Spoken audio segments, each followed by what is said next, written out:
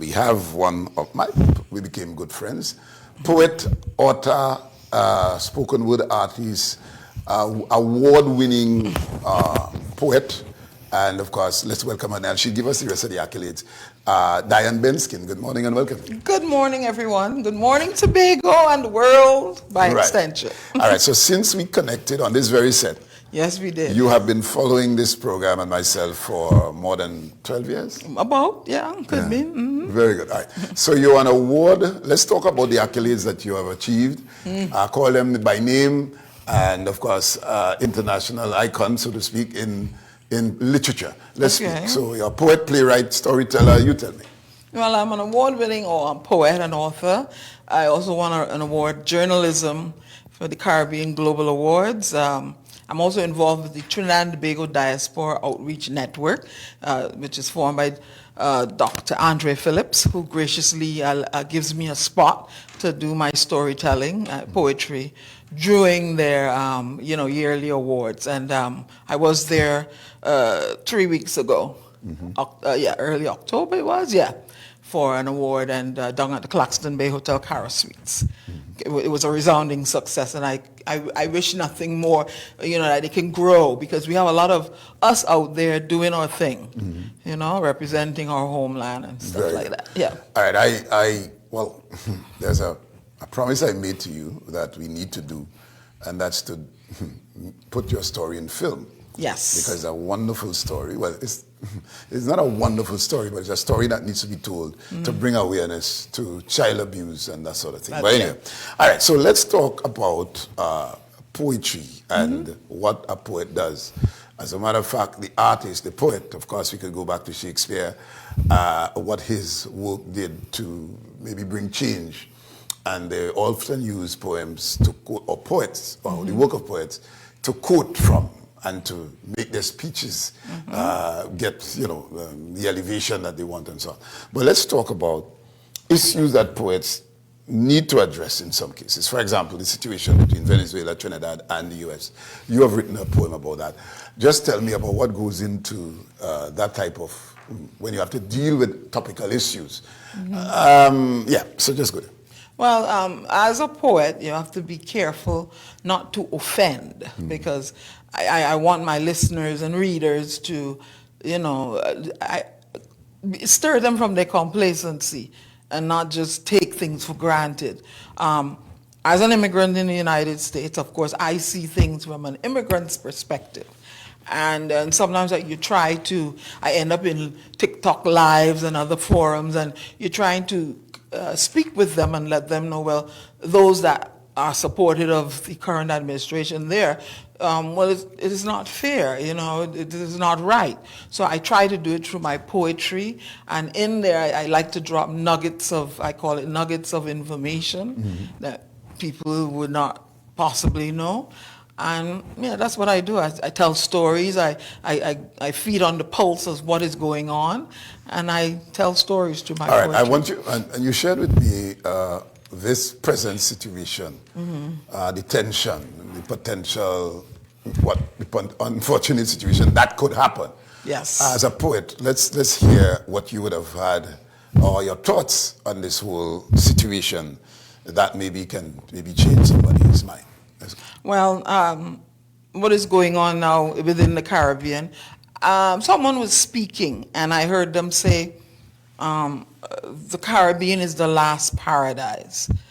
And it triggered me, and I started writing, and that was the premise for this poem. And I go ahead and I'll do it right now. Okay, go ahead. There is no place I would rather be than the 3 islands I call home in the Caribbean Sea. But there's multicultural people and beaches of water the color of turquoise. The Caribbean is the last paradise.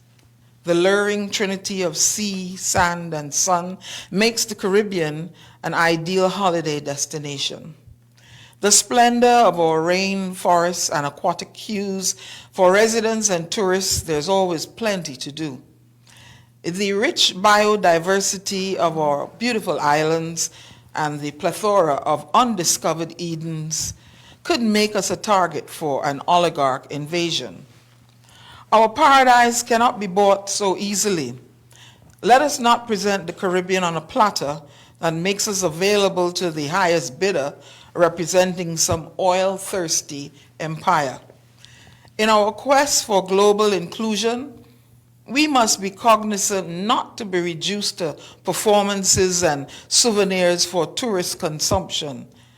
A balance between welcoming visitors and preserving our cultural identity we can attain, while ensuring that paradise wealth and beauty for future generations will remain. Something never to forget, currently the last paradise is under possible threat. Oil-thirsty empires seem poised to go to war. The protection of the last paradise they're not concerned for. The warring empire's goal is black gold and its wealth. None seem to care about the possible destruction and damage to our environmental health. We must do our best to protect the last paradise and its infinite riches. Never surrender to the oligarchs and the warring empire's wishes. My navel string is buried here in paradise, and so too will be my corpus when I meet my demise. There is no place I would rather be than the beautiful islands I call home in the Caribbean Sea. Excellent. All right, there's Mean Jean on the line, and he wants to say good morning. Good morning, Mean Jean. Good morning, good morning, good morning. Good morning. We're good. How do you called to say hello to your girl, eh? Yeah, I just called to say good morning to my good friend Diane Benskin. Oh, good morning. I could not miss out on this, Brother B. Yes. Every time I heard her, I said I got to interrupt this program just to say hello. Excellent, and we appreciate that. And Diane, you will say something to Mean Jean. Good morning, Mean Jean. You don't have your dog walk to go to and do? Why are you calling her out? Good morning, Mean Jean. Good morning, Diana. I'll talk to you a little later. All right. Congratulations, anyway. All right. Thank you, Mean Jean. All right. So, yeah. Thank you. Yeah, and of course, right. So this poem obviously was motivated by these happenings presently, and poets and playwrights and storytellers, spoken word artists should be heard now. I prompted the songs like Beckett, who is a poet, who is talking about love is the answer. Love is the and answer. he's dealing with this whole question of war and what it does. There is also another poet, and we call them Calypsonians. Superpowers are warmongers. Johnny King, singing Sandra, Nobody Wins a War, a song written another poet, Tobago Crusoe. So the artist has a role to play in this. Do you think that we are too silent? Is it too late now to air our concerns and our voices by poems like that and songs that can speak to peace and love? Ms. Diane Benskin? I believe people have a measure of fear. Fear of being, suffering reprisal for something they wrote. Because as we see, people are quick to ire, and you want to serve you with a pre-protocol letter, as we saw in the case with Crow and whatever, right? And in the United States also, it seems as though, journalists and people like myself are under attack because, our freedom of speech seems to be, going out the window. You're not allowed to do this and you're not allowed to do that. So what I try to do in my poetry is to tactfully, discuss the issue without offending any side. Very good. All right. The arts has its role to play. As I said, I just outlined a number of artists who would have spoken to wars and conflicts and so on. Where does diplomacy and communication, or when does... All right, so you and I have a fallout. We may exchange harsh words. And the harsh words lead to us not speaking to each other. Yeah. And that is there for a very long time until someone, maybe neutral, needs to get in. I could go to the Essequibo story with Venezuela and Guyana. Yes. And I asked the then Minister of Foreign Affairs a question about mediation on this very set. And he get vexed that I shouldn't ask you about mediation. And I saw that as the only solution. And then St. Vincent Prime Minister, he took up the mediation position. Right. Given where we are, is there any room in this if you had to write a story about mediation and the role that it should play now that the tensions are building, is there room for communication, mediation, where we can resolve this situation? I believe so. A peace broker needs to emerge. It has to be someone from the Caribbean. I am going to be biased and say Mia Motley could do a good job of that. Because those oligarchs and the oil-thirsty people, they're going to use the drug trade to go into Venezuela, but Trinidad and Tobago is in the crosshairs. So what happens to us, So we need a peace broker. I don't know who. In my mind now I'm thinking, but he's gone, Mr. Ho Choi, right? People who've lived and learned life and know life, to go in and peacefully speak with Mr. Maduro and try to dissuade Mr. Trump from invading our last paradise. Right. We have to do it now because it could escalate, and like I said, all the islands are in the crosshairs. We don't know where debris could fall from an exploding, in the air. So serious. Yeah. Right. But there are other poems that you would have written that may speak to humanity, and because we could exchange a piece. I could give you a piece that I call Sad Reflections, and it's man. What is man in this troubled world? Is he the reflection of a time past, or is he alien to a place he calls home? If so, then man is lost in time. What will become of man if he can't find his way out of this time-trapped whirlwind? Sad, don't you think? But yet in his fight for roots and salvation, he still creates an environment of destruction for himself. He ignores the true meaning of humanity and allows himself to be blinded by lust, greed. And envy. Man, what is man? You. I wrote, because I reside in the United States, I wrote one which I've been performing it and it's gathering momentum. Because what happens there, I reside there, it's going to affect me, and I don't like what is happening to immigrants. Okay. So I'm going to, they call it spit it, perform it. Hate will not make America great. Friends, fellow Americans, lend me your ear. The end of freedom for us all draws near. Built on lies and sustained by fear, an aroma of fascism now permeates the air. A new dictator has emerged. Our democracy, like the Titanic, may soon be submerged. The one-way street to a dictatorship tactfully being paved with racism and corruption, drip by drip.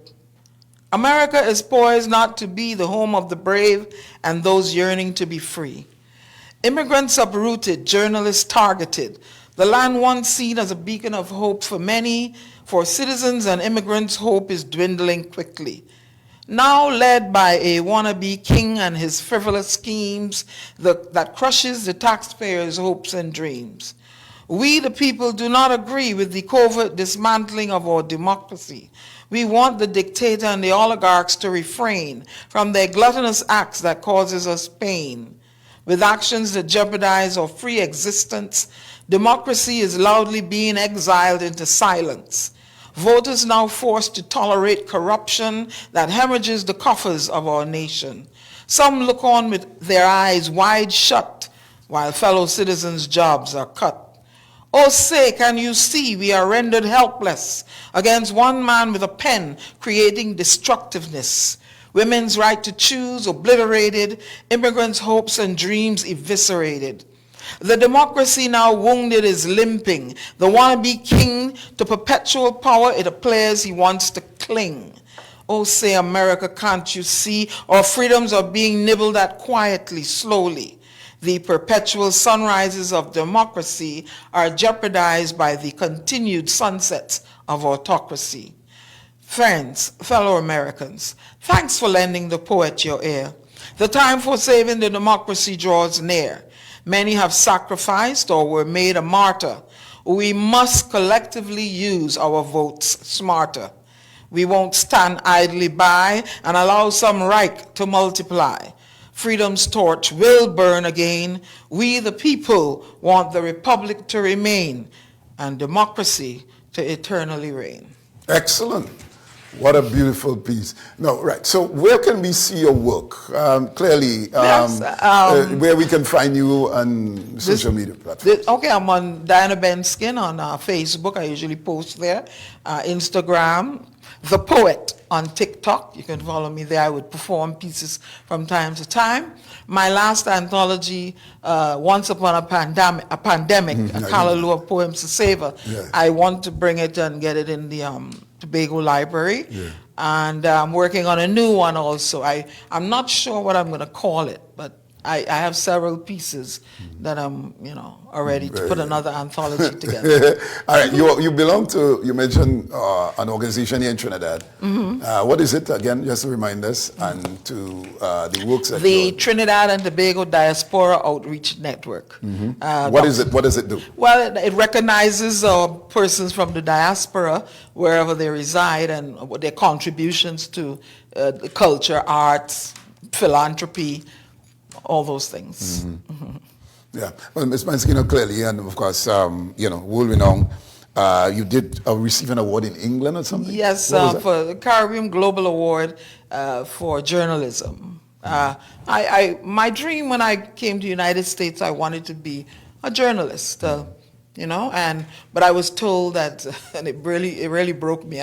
The world wasn't ready for my accent, so I pursued another. Well, we all went through that accent story in America. We know that, but and you pursued, and you are who you are today. Yes, there are other poets out there have their work in material in some cupboard, and maybe never shared it, and the world has never heard it. What do you say to people who are writers? But they may not be performers that have written great poems and so on. I tell them there are many, the social media, use the social media. It's free if you have, your internet in your home. Utilize all the live video recordings, post it, watch the response. You can attend open mics, and which I go to a lot. And that's the way you can get your work out there. Okay, all right. So we are spoken word. Let me bring let me marry the two. So you would do this piece that you just did there as a spoken word piece, but however, there's a difference between poetry and spoken word. Yes, there is. I also write some that are like sonnets and stuff, but by nature, I'm militant. And in a good way, not in a troublesome way. I've been compared to persons like, I don't know if you ever heard of Amiri Baraka, Dana Smith, Nikki Giovanni. They say when I speak, they hear Maya. I lean to Langston Hughes. So I'm not going to write softly. I do write other pieces, but I believe my ministry through poetry is to be in the oppressor's face. Very good. I like that. Your ministry in poetry, because we understand the power of literature and what it can do and how it can impact. Indeed. I'm sure that some of you listening to that piece just now, it's called what? Still The Little Paradise? Which one? The Last Paradise. The Last Paradise. And of course, I want the words, I want a copy so I could read from time to time. Send it to you. Send it to me and so on. All right, so you can be reached on all the platforms? Yeah, Instagram, as I said, Diane Benskin, Facebook, on the TikTok, I'm The Poet, And all right. I have some books on Amazon also too. My life story, Per Adua Ad Astra, Through Difficulty Success, the life story of one West Indian girl, and that's on Amazon, and you can take a read. You can go, Kindle it or hard copy, but read it and you'll see my triumphs and what I've been managed to overcome. All right. Is there any other poem you want to share before we close? Yeah. Yeah. Let me. Sure. I will go. I hope you have Wi-Fi here. Oh my goodness. Yeah. Well, we do. So I can get into my mail. Yeah. All righty. Yeah. So she's world renowned, of course, and she's looking for that piece that she want to share. Let's see if it's going to come. Oh yeah. Are you ready? It came up. Yeah. All right. So now, let's go. I wrote this piece because a lot of women complain about the way they're treated by men. And, the lies some of them tell. So I tuned into it and I came up with this one. It's called If You Can't. If you can't love me like I can, then you don't qualify to be my man. If you want to cling to your bachelorhood, misleading me will do you no good.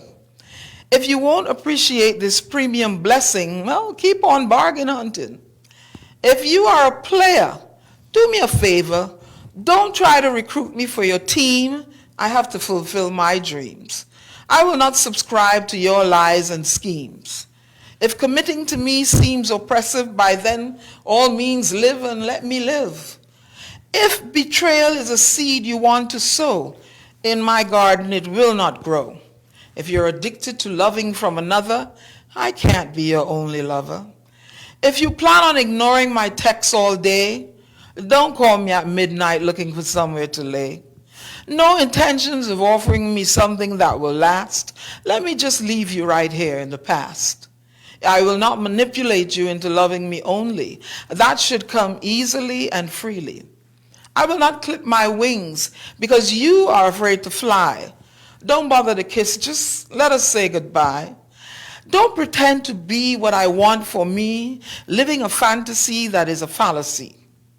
No plans on creating wealth half and half, then I will deny you access before I am left with an overdraft.